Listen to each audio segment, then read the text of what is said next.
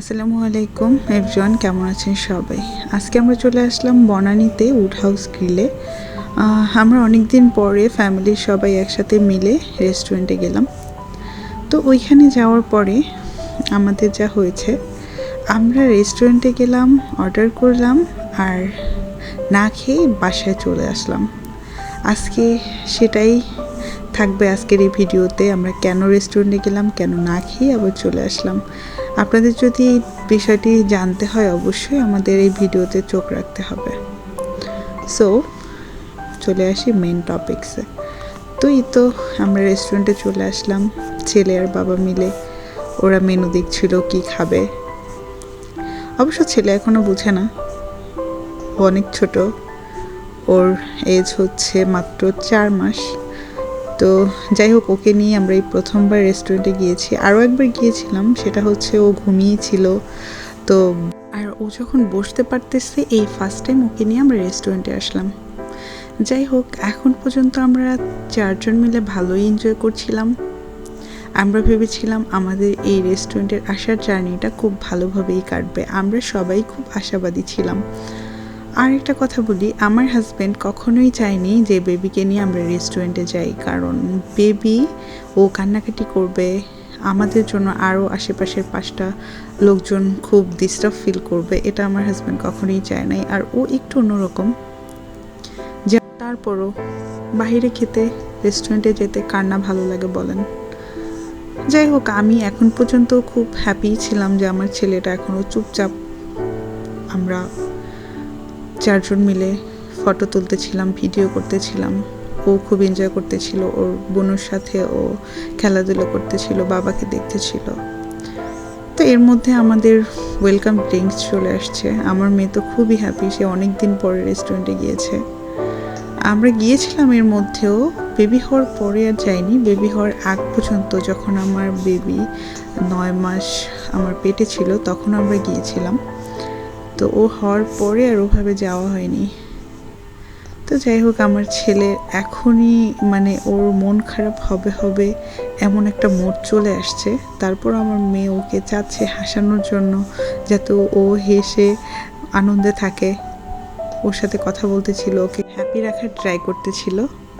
তো আমার ছেলে বেশ অনেক সময় হ্যাপিই ছিল।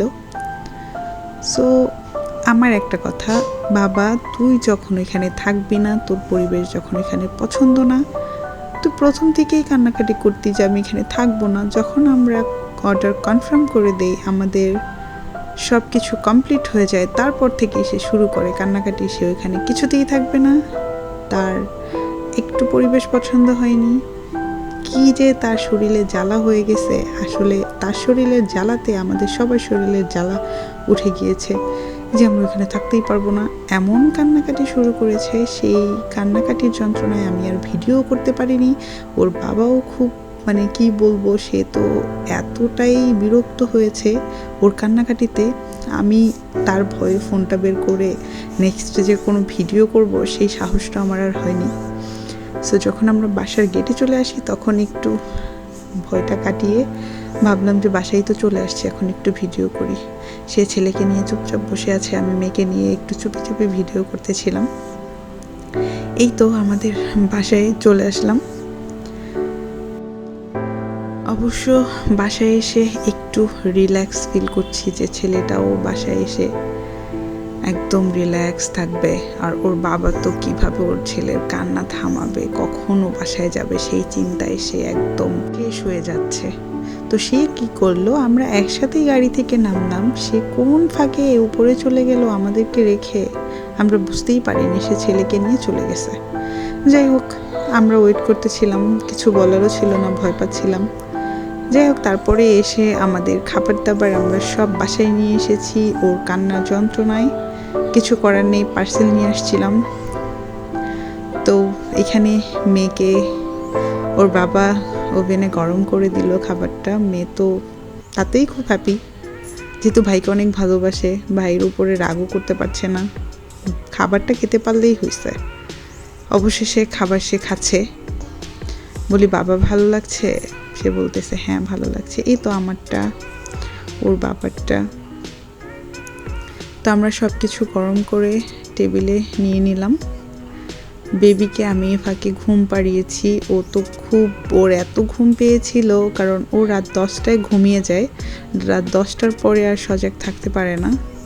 আজকে আমাদের এই ভিডিওটা এই পর্যন্তই। যদি ভালো লেগে থাকে অবশ্যই লাইক, কমেন্ট, শেয়ার করে আমাদের পাশে থাকবেন। আল্লাহ হাফেজ।